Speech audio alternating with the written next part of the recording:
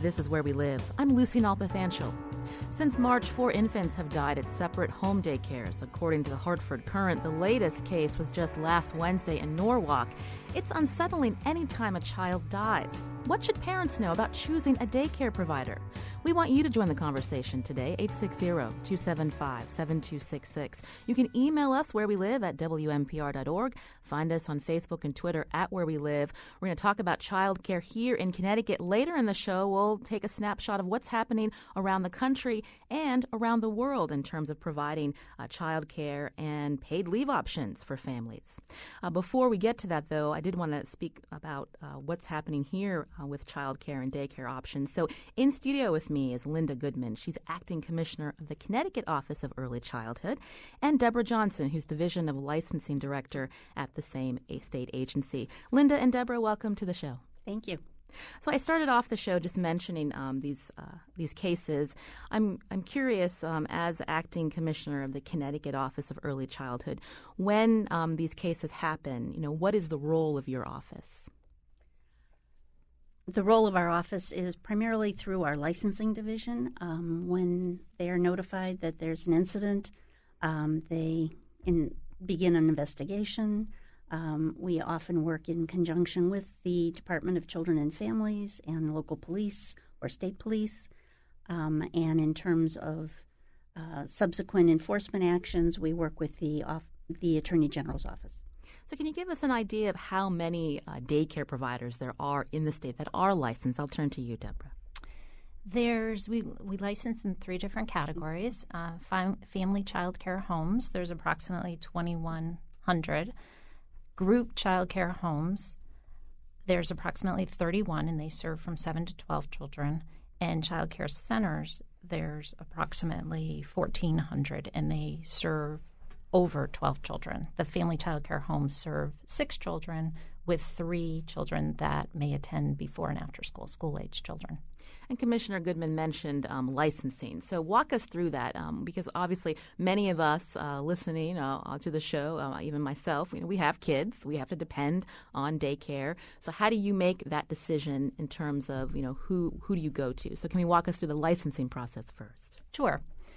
If someone wishes to become licensed, they have to submit a written application to the office and then submit required information, such as for the family child care homes, they need to pass background checks on the provider and all the household members. They need medical statements. They have to pass a pre-licensure inspection where staff of our office would go out to the home and inspect the physical plant to make sure it's safe for children. And they need to show proof of first aid certification. In regards to the child care centers and group child care homes, they also have to submit an application and background checks. They also, in addition, have to obtain approval from local authorities, obtain verification that they have consultants to support their program. They, too, pass a pre-licensure inspection where we go out and look at the physical plant, and they also have to show proof that staff are trained in first aid and CPR. Now, the Office of Early Childhood has not been around for a long time. It was at the Department of Public Health that used to license daycare. Why was there a shift, Deborah, a change?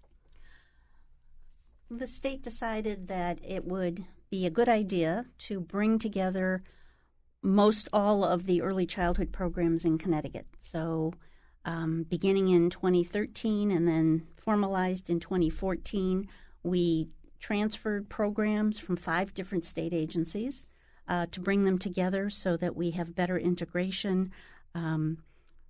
Deb's folks regularly speak to our early care and education folks.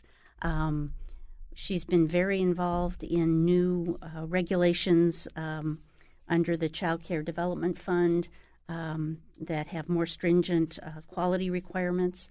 So it's been a great coming together of a whole lot of people who were very passionate about early childhood. And so it's the staff within the Office of Early Childhood that carries out these inspections of daycares? Yes. Once a program is licensed, it receives at least one unannounced inspection per year. And this is really a huge enhancement for our licensing program. Previously, licensed programs were only inspected every 2 to 3 years, and now we're getting out there at least annually to inspect. And one of the first things we do when our staff enter a facility is we walk through the entire premise, verify that they are not exceeding the number of children they should have, and look at ratios of staff to children. Then we go through the entire facility, look at records, the physical plant, staffing, policies, procedures, all sorts of things. If there are violations, the program needs to submit a corrective action plan, which corrects the violation. If any of the violations were significant violations, such as capacity or supervision or using staff, unapproved staff, then we may go out and do a follow-up inspection, which would be in addition to the initial inspection. So it sounds like if there is an issue, say cabinets are not locked and there are young children, or if there's a cleaning product out, it's not as if an inspector comes in and says, oh, this should be under lock and key, you're going to lose your license. There's a process in place for people to correct that issue. Exactly. The ultimate goal of licensing is just to keep the children healthy and safe. Licensing sets out those basic health and safety requirements, and we are there to support programs, check on programs, make sure they're meeting those basic requirements so kids are kept safe. And how often are providers found out of compliance, or where they have an issue that they need to correct? It's generally during a visit. We may find some minor violations, and the programs submit something in writing and verify they've corrected it, and that is the end of it. And hopefully going forward, we won't see those same violations again. There are times where there's more serious violations, more times than not, where we will address them in a more aggressive fashion. We may we might have additional visits. We may ask that they come in for a meeting. We may negotiate a consent order where they might have to do things above and beyond what's normally required in the regulations to ensure that the kids are safe. I'm speaking with Deborah Johnson. She's Division of Licensing Director of the Connecticut Office of Early Childhood. She's here in studio with the Acting Commissioner of the State Department, Linda Goodman.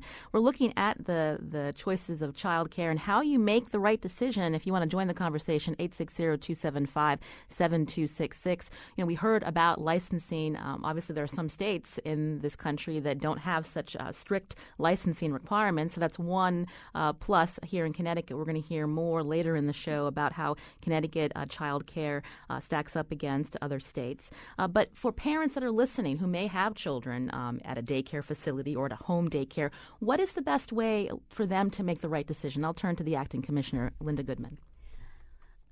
I think that the first step for a parent, particularly if they're looking for child care, is to go to the 211 Child Care website, which is www.211childcare.org. It works great from phones. It works great on your computer. It allows you to search for child care. You can tell it whether you're looking for a center or you're looking for a family child care home, the age of your child. You can plug in your address and tell it you want to look anywhere from 1 mile to 10 miles from your home or place of work. And then it will show you the names and addresses of various centers or family child care homes.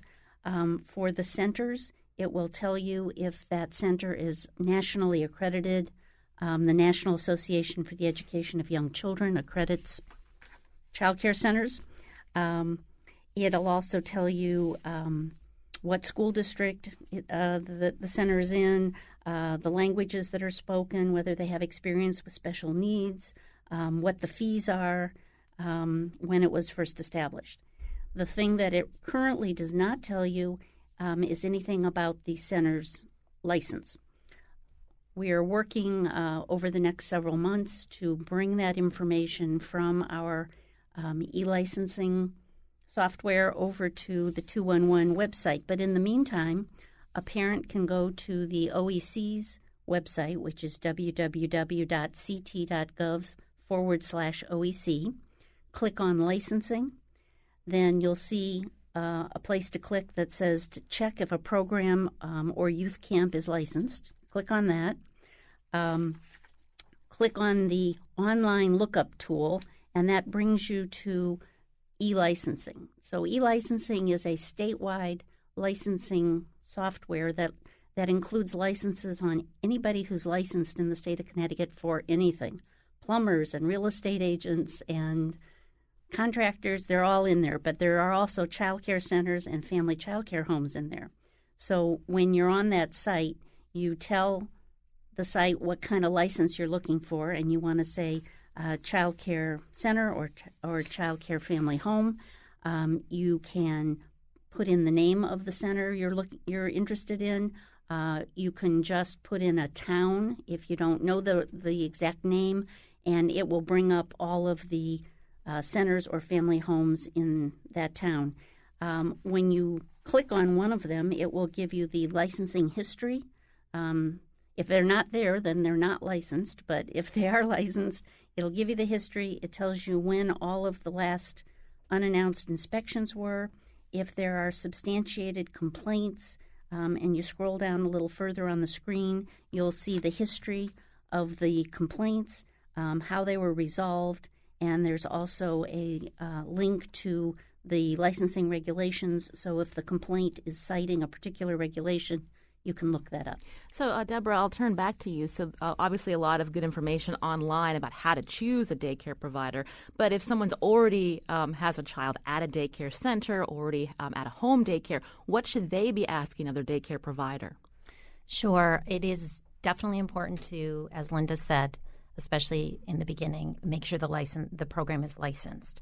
I think it's important that parents have open communication and dialogue with their providers. Ask questions. If you don't feel comfortable asking questions, that might be an indicator that this might not be an appropriate fit. You should feel very comfortable talking to your provider. There's nothing wrong, now that you know that programs are inspected every year, to ask the program for a copy of their most recent inspection and talk through if something was violated. Ask the provider, how did they correct it? Have that open dialogue. Don't be afraid to visit the program when it is operating. Pop in unexpectedly. You should be allowed to do that. Watch the children interact with the staff and talk with the staff. Build a relationship with them. Become a part of the program.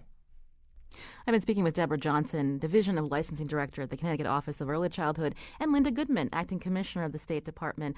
They were here to give tips to parents about the best way to find daycare and childcare options in the state of Connecticut. I want to thank you both for coming in today. Thank you. When you find the right childcare setting, the next struggle can be how to pay for it. We'll check in with the author of a national report to see how Connecticut fares against other states. We'll also hear from a local advocate about the challenges families face affording daycare. How did you find childcare? Has it been a struggle to pay for it? Join the conversation, 860-275-7266. Email where we live at WMPR.org. As always, find us on Facebook and Twitter at Where We Live.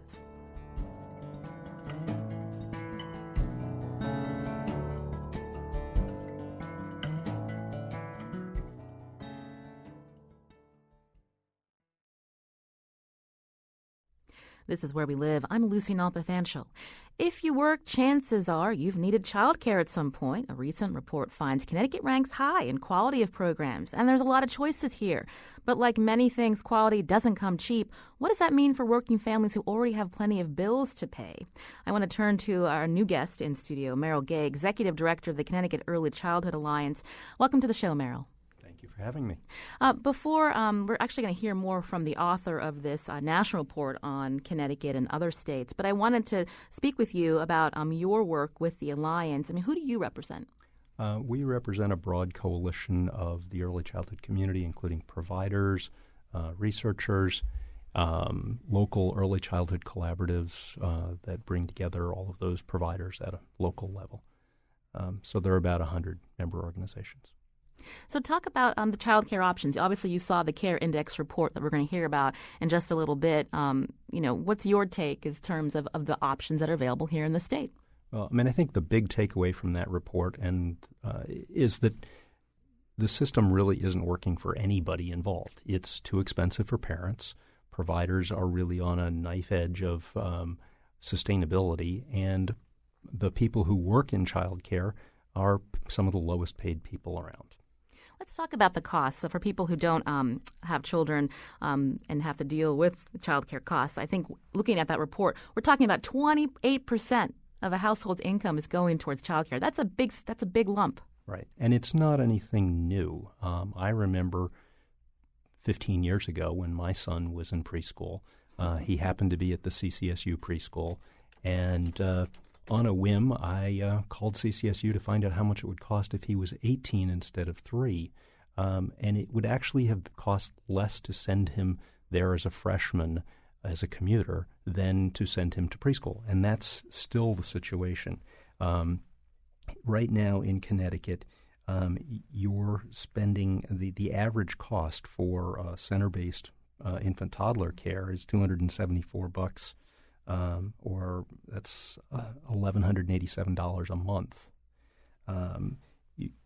That could be somebody's rent. Yes, and if you have 2 kids, you could be spending more than $2,000 a month on childcare easily. Mm-hmm. And what's interesting, too, because you said it's nothing new, child care has been expensive for a long time. Why, when we think about the expense, that money doesn't trickle down to the people caring for our children? So the issue is that in child care, as opposed to, say, public school, we have very strict ratios of adults to children, as it should be, because it's much more difficult to take care of infants than it is to take care of third graders. So we have a 1-to-4 ratio for children under 2 and a 1-to-10 ratio for children under 5. And that means that that ratio, you have fewer children whose fees have to pay for the cost of the teachers. So we're going to hear more now about the CARE Index, this new report that came out from New America. Bridget Schulte is joining us. She's a journalist and lead author of this report, also director of the Better Life Lab and the Good Life Initiative at New America. Bridget, welcome to the show. Thank you so much for having me. So we were listening to our guest, Meryl Gay, here in Connecticut, say that the cost of child care being very expensive is nothing new. This has been a problem for years. Tell us what your CARE Index found. Well, it's true. We have known for a long time that childcare is incredibly expensive for parents. What we did in our report, we really we wanted to map out the infrastructure, if you will, of the childcare system and really look at the 3 pillars of what you need for a childcare system to really work. You need high quality, you need affordable cost for parents, and also sustainable for businesses, and you need availability. If you need care for the ages of the children that you have near where you live or where you work. It needs to be available. So we've came up with a methodology. We worked with our partners with Care.com. We were able to use their unique proprietary cost data. They're the largest online marketplace for cost. So it was a totally new way of looking at cost that's very real, very market-based, if you will, not based on surveys. And so we came up with a methodology, and we rated each state on each of the 3 pillars of care: cost, quality, and availability.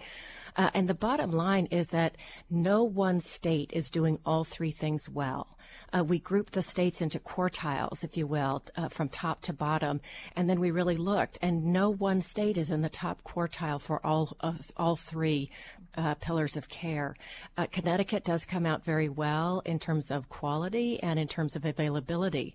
We found the highest availability in northeastern states, where there's a lot of population.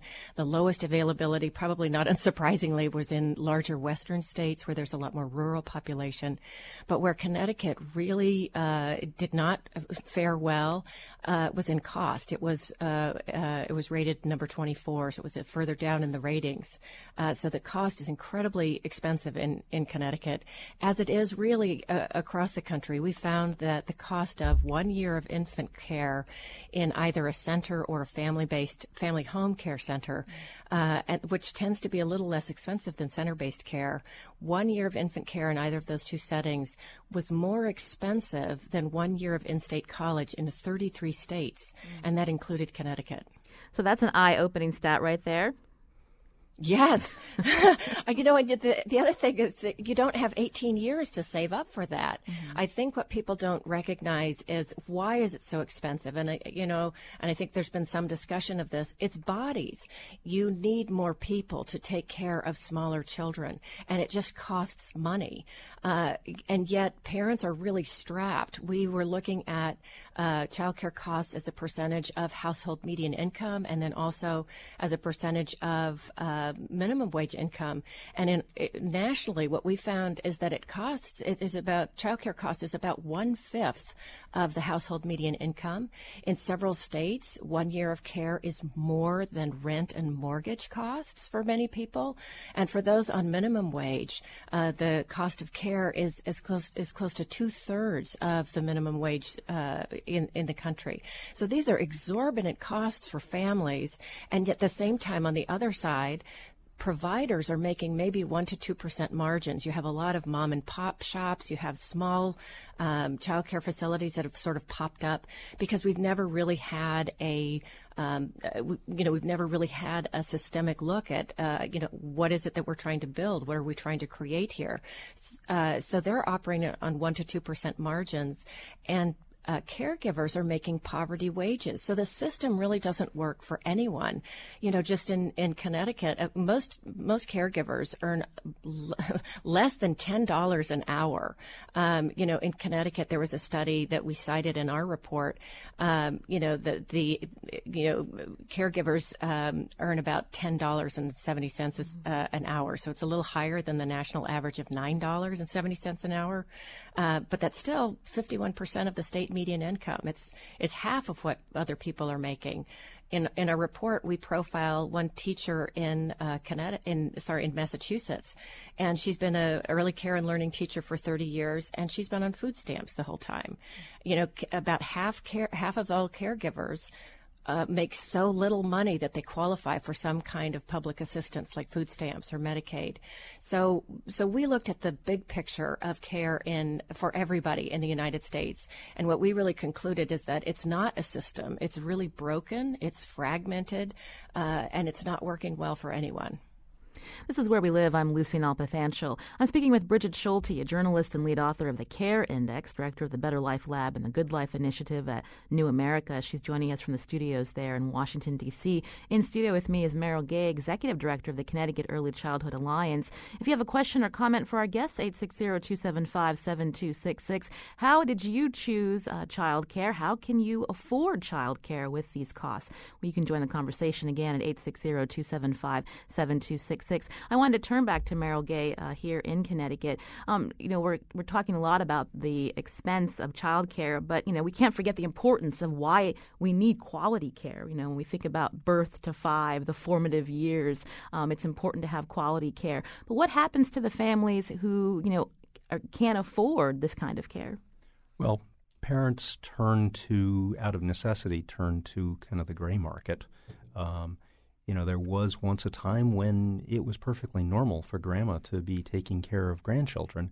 Now, lots of grandmas are still in the workforce and aren't available. So people end up turning to their neighbors. And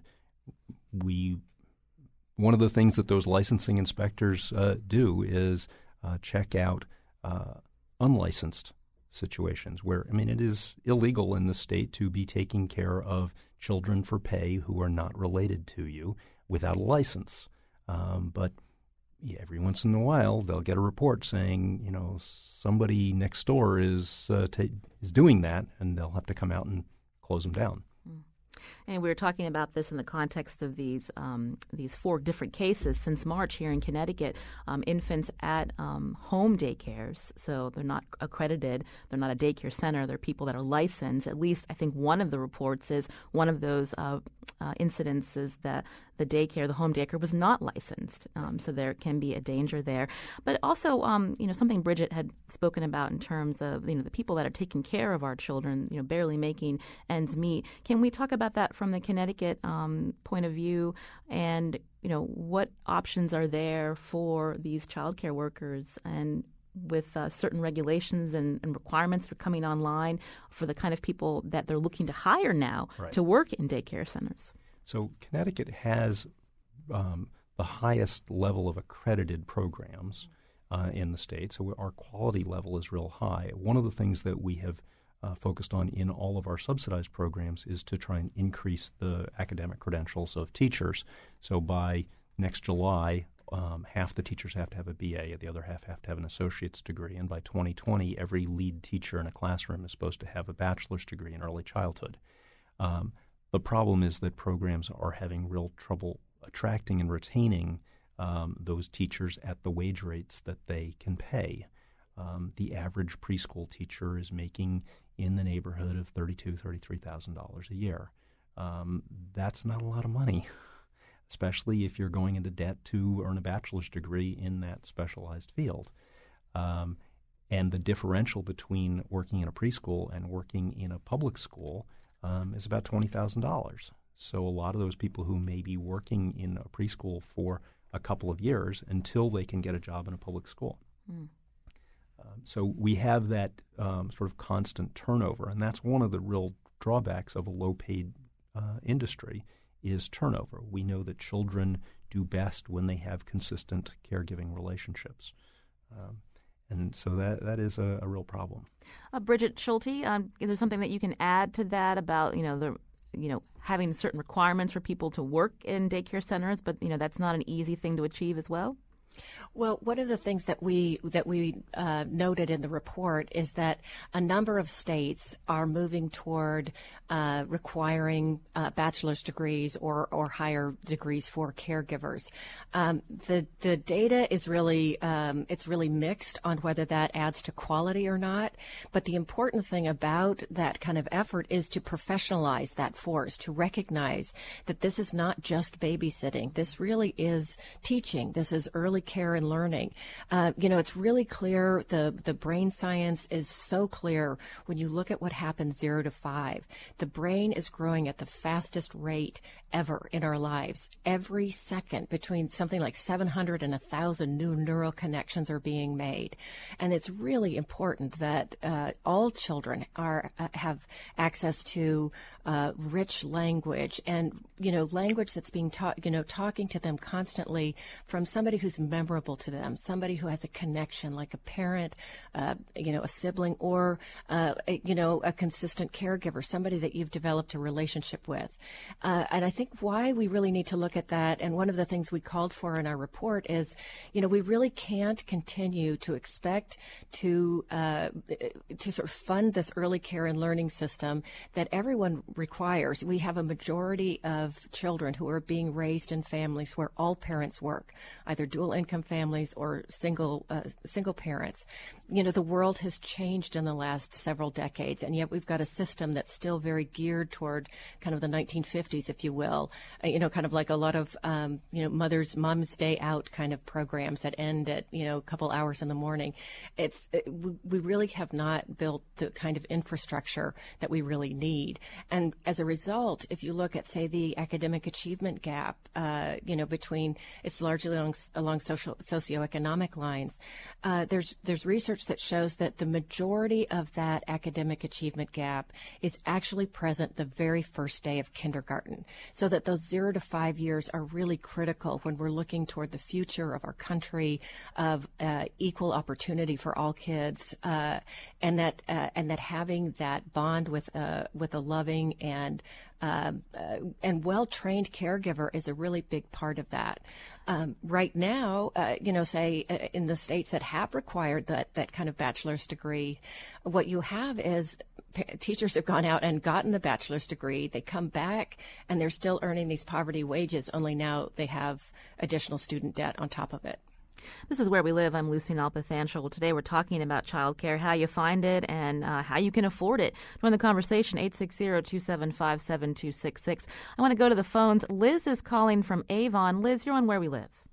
Hi, thanks very much for taking my call. I'm so happy you guys are covering this topic, and I thank you for looking into our broken system. I can experience that. I've experienced that firsthand. I'm a single mom of 4 young children.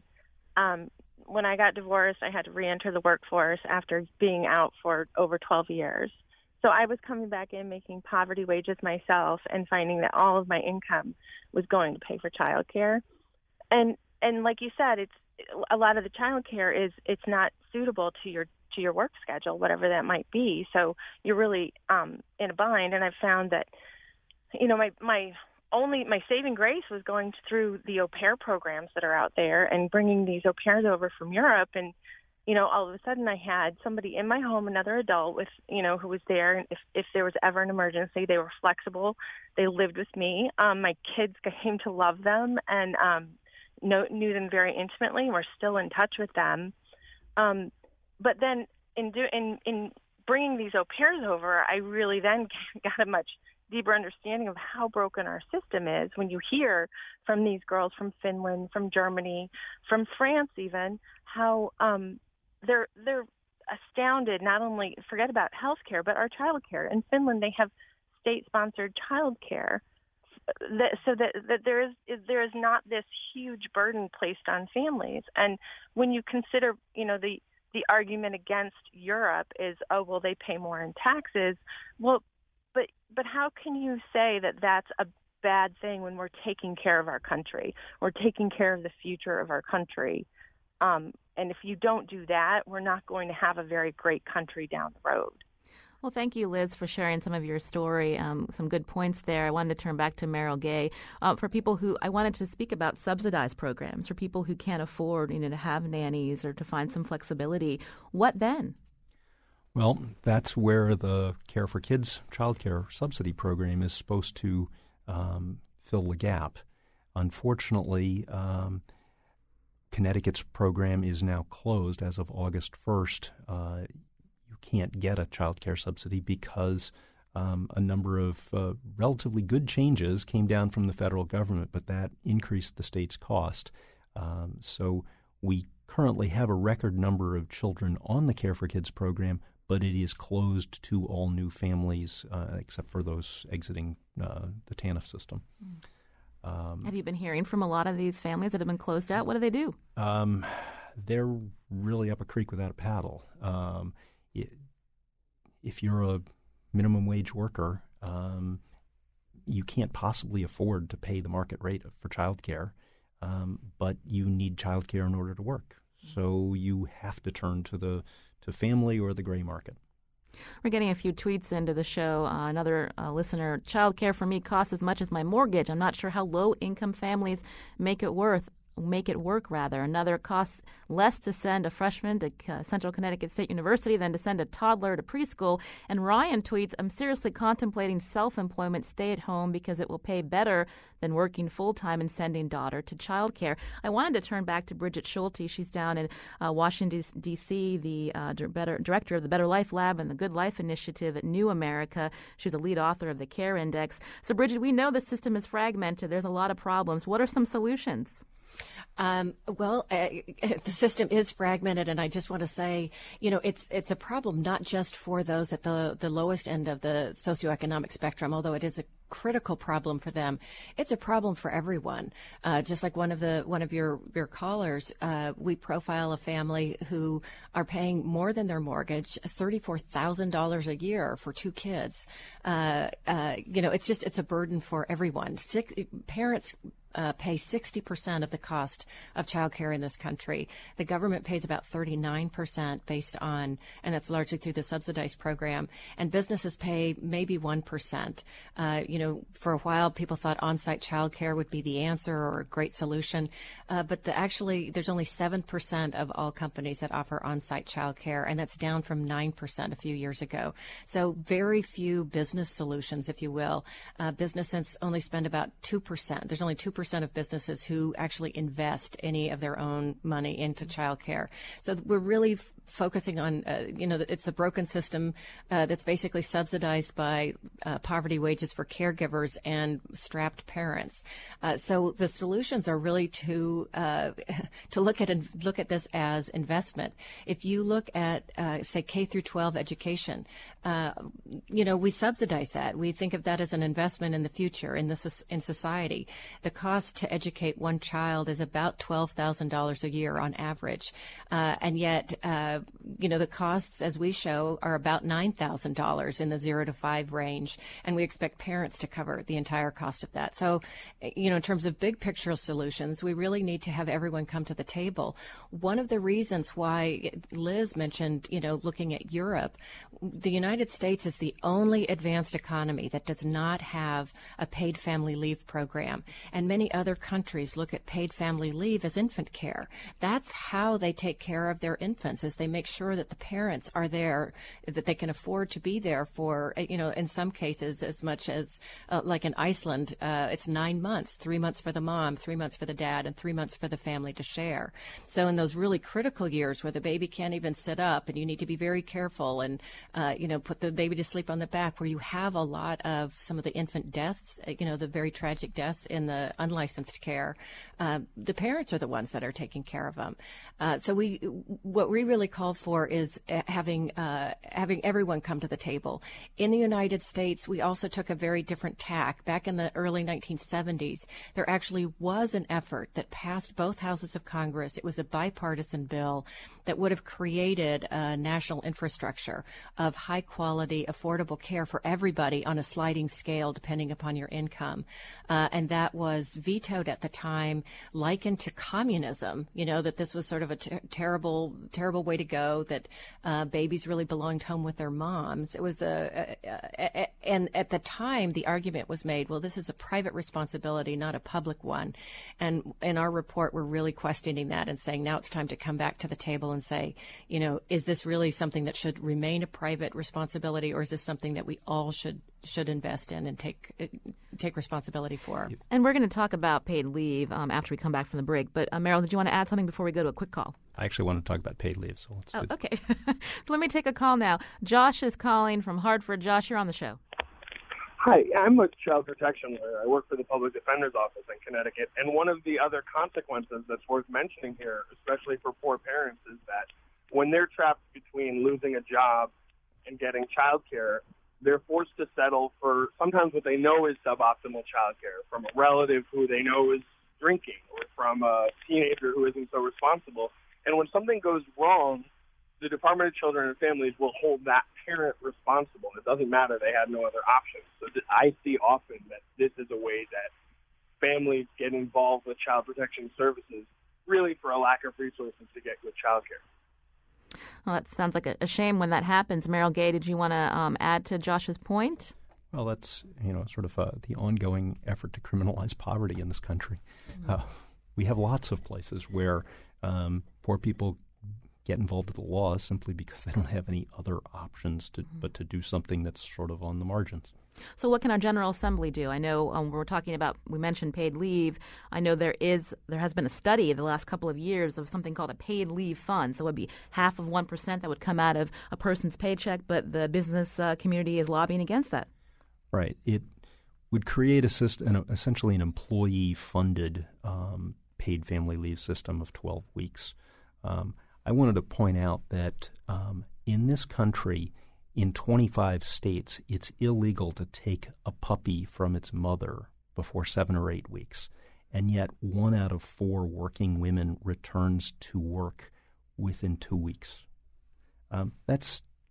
We recognize the problem for dogs, but we don't recognize the problem for children. What's wrong with this picture?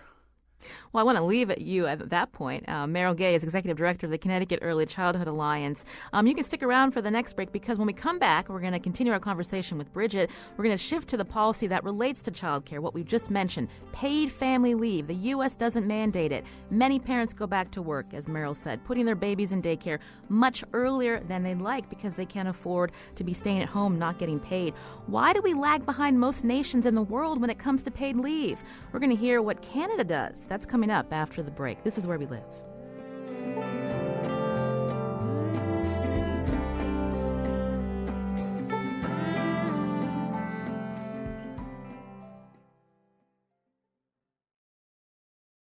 This is Where We Live. I'm Lucy Nalpathanchel. Coming up tomorrow, Election Day, November 8th, is just around the corner, which means Connecticut voters will soon choose between two candidates for U.S. Senate. There's Republican Dan Carter and Democratic incumbent Richard Blumenthal. On the next Where We Live, Carter stopped by last month for an in-depth look at his campaign. Now it's Senator Blumenthal's turn to answer your questions. You can join the conversation. That's coming up tomorrow on Where We Live. Today, we're focusing on childcare here in Connecticut and nationwide. Oftentimes, parents are forced to put their kids in daycare a lot sooner than they'd like because taking family leave for the birth of a child is limited, especially for dads, depending on where you work, and the U.S. lags behind every developed nation when it comes to offering paid leave. Actually, the U.S., Suriname, Tonga, and Papua New Guinea are the only places without paid leave. How did we get to this point? Bridget Schulte is a journalist and lead author of the CARE Index, director of the Better Life Lab and the Good Life Initiative at New America. She's joining us from the studios in Washington, D.C. Many Americans are dissatisfied with our presidential candidates this election season, so much so that we hear people joking or half joking about moving to Canada. Canada offers paid leave, so we wanted to find out how our friendly northern neighbor got to this point. So joining us on the phone is Martha Friendly, Executive Director of the Child Care Resource and Research Unit in Toronto. Martha, welcome to the show. Thank you. Hi. So tell us about paid leave in Canada. How much do parents get? Well, for one thing, we've had paid maternity leave since 1971.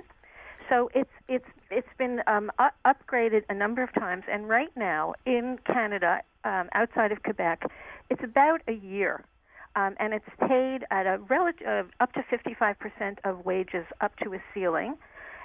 Quebec has its own program, which is considerably better. And ironically, right now there's a federal consultation on how to improve the program. So many parents, most parents, are able to take at least a partially paid year. That would be the average, and it's commonly taken. It's far from perfect, but it's solidly in place. And any discussion in Canada right now about making changes to this policy? It was an election commitment in the federal election, which was about a year ago, to make it more flexible, to support families better. So if you look at our leave and you compare it to European leaves, European leaves, the duration is usually about a year. It varies in how much is for the mother and how much is for both parents, and then whether there's earmarked leave for fathers, which is one of the things that Canada lacks. So there's discussion about putting that in place for across Canada. Quebec already has earmarked leave for parents for 5 weeks paid. The other thing is that we believe, and many people believe, there's too many people who are excluded from it, who aren't eligible, so they don't have enough. It's under employment insurance, so you have to have 600 hours of paid work in the previous year, and that's too. It excludes a lot of people like precarious workers. There's no provision except in Quebec for self-employed people, which is a growing category of people, or for students. There's some discussion about making it more flexible. And I think one of the major issues, and to me this is one of the major issues, is there's a whole range of equity issues. So there's a whole issue of equity between men and women, and many people believe that we really need to encourage fathers to take much more leave by paying it better, and essentially by having a use it or lose it kind of provision. But research does show that low-income parents are less likely to take it, probably because their work conditions don't allow it, and also because it pays too low to allow, for example, a single mother to take it. That's another kind of equity issue. And then there's a whole other kind of sub-issues. So I think the point is that we've had a rudimentary program in place since 1971. It's grown 3 times since then, or it's been added to, and I think we're at the point where we're going to have another national discussion about it. And by the way, I think the way you're framing this is that it's part and parcel of the discussion about child care, that it's kind of the flip side, the other piece of it, I think, is a really important discussion. So I want to turn back to Bridget, who's in Washington, D.C., Bridget Schulte, a journalist, lead author of the CARE Index. Bridget, we just heard Martha say that Canada's had the paid leave leave since 1971. We've heard our candidates mention it at some point in the campaign a long time ago. I mean, where is the pressure to get this kind of policy when we know so many parents out there? And it's not just for people having kids, right? Paid leave would help if, say, you need to take time off and you have to be a caregiver for an elderly parent. Exactly. That's one of the things. What we have in this country is unpaid family and medical leave. And that took 10 years to pass. It was vetoed by the first President Bush several times, and it was the first piece of legislation that then President Bill Clinton signed into office in the early 90s. It's unpaid. It's 12 weeks. You have to be a full-time worker. It applies only to people who work in firms with more than 50 people, and it doesn't cover 40% of the workforce. So it's a really crummy law, and it's the only thing that we have that supports families. And it was still so difficult to pass. You had the U.S. Chamber of Commerce and many business communities saying it's a job killer. It's just going to be terrible. And so then what happened is people started to turn their attention to the states and tried to pass state paid family leave programs. And California was one of the very first back in the early 2000s. And there have been a number of studies since then looking at, well, what was the impact? Because businesses were worried. And they said, this is terrible. You can't mandate. This is another, regulation. It'll be a job killer. And what's really happened, it's fascinating. The ceiling did not fall. The sky did not fall. What they actually found was that most businesses said it either had a neutral or positive effect because you had more productivity, you had higher morale. For low-wage workers, what they found is that there were much more return to the workforce rather than falling into, say, leaving the workforce and then requiring public assistance. So it actually helped family stability. It actually had health effects. There was less depression, which you can imagine. You have to go back to work. 1 in 4 go back to work within 2 weeks. That's a pretty depressing statistic. So it helped with depression rates. It increased breastfeeding, which then helped the health and immune system of the child. So that there were a number of positive, societal health as well as business effects. And yet very few states, we've got now Rhode Island, and New Jersey have paid family leave. New York has just passed probably one of the most progressive paid family leaves. But these are very small programs in just a handful of states. And when you ask why, it really goes back to 1971. In the early 1970s, that's when a number of countries around the world were seeing that the world was changing, that women were entering the marketplace, both because they had to. Wages had started to stagnate, and for a lot of low-wage workers, you needed that second income just to keep your same standard of living. And then also the women's movement opened up opportunities, and then you had more women who wanted to have families, but also wanted to have a role in, in the public life, in paid work. And so a number of countries around the world sort of saw that happening and responded to it with paid family leave, with high-quality subsidized childcare. And the United States, again, started down that road with a bipartisan bill. It had Republicans and Democratic co-sponsors, and it passed both House and Senate. So there was widespread support. If you look at Harris and Gallup polls at the time, there was widespread support among the population saying this is something we need to do. And it was really, it was Pat Buchanan, who was working in the Nixon White House at the time. I interviewed him for a book that I wrote looking at why are we at the bottom of the barrel in so many family policies. And it was really that moment when Pat Buchanan, he had come back from a trip to the Soviet Union. He was very freaked out by all these young pioneers marching around and spouting Leninist doctrine, and that's what he thought childcare was. And he said, in America, mom is home with cake and pie at 3 o'clock when the kids come home from school. That's the American way. And so he convinced Richard Nixon to veto the bill, and then Pat Buchanan wrote the veto language where he made it very clear that any kind of paid family leave or childcare was sort of akin to this kind of communist, socialist kind of agenda. And really, when I spoke with Pat Buchanan, he said he not only wanted to kill the bill in the 1970s, he wanted to kill the very idea of childcare. And I would argue that it worked because we've never talked about it until just this presidential presidential election in 2016. Well, we'll have to leave it there, and I think there is one more presidential debate before Election Day, so maybe we'll hear a little bit more about the importance of paid leave and better child care options for American families. Thank you so much, Bridget Schulte, journalist and lead author of the CARE Index. Also on the phone with us, Martha Friendly, executive director of the Child Care Resource and Research Unit in Toronto. Thank you. And Meryl Gay, executive director of the Connecticut Early Childhood Alliance. We can continue the conversation on Facebook, on Twitter. I'm Lucy Nalpathanchel. Thanks for listening today.